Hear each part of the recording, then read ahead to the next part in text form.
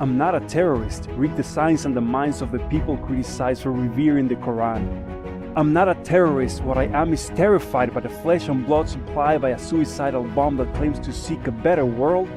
I'm not a terrorist, nor is my mom or my son or the people in my mosque. They're not. Believe me, we are not.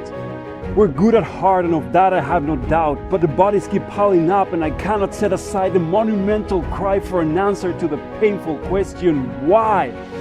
If our book is good and right, how can you kill a child and a mother and then shout that this madness is done in the name of Allah? We read the exact same words, so one of us must not be reading them right.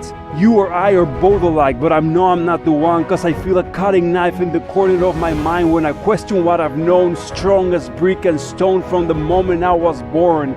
Or was it later on, when I was still a boy, that I believed what I was told?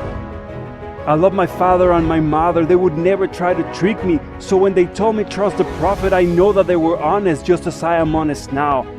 But if my parents formed my conviction and their parents caused this condition, then when did all this cycle start and for what reason? So it's back to the books and what they are about, and this one talks of a man whose name I can write but whose face I cannot draw.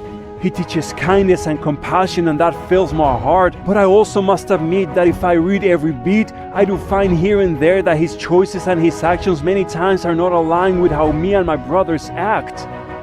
He had a 9-year-old wife when he was 55, killed all men in a town, whether soldier or not, took their children for labor and their woman to bed, used fire on a man to make him confess where he kept his gold. And when you run across, the Quran writes, those who believe not in your God Allah, strike their necks until you have killed many of them by your hand. And I want with all my heart to find a context in which that which seems barbaric is true and kind. But the truth falls heavy on my bones, heavier than my bricks and stones, and it breaks me in half to realize that maybe you're the one who read it right.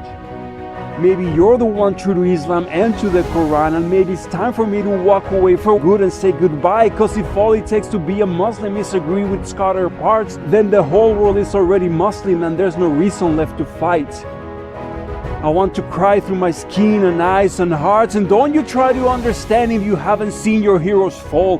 Don't pretend to know my troubles if you do not take the time to see that my fate is my home and my family, and without them everything falls apart.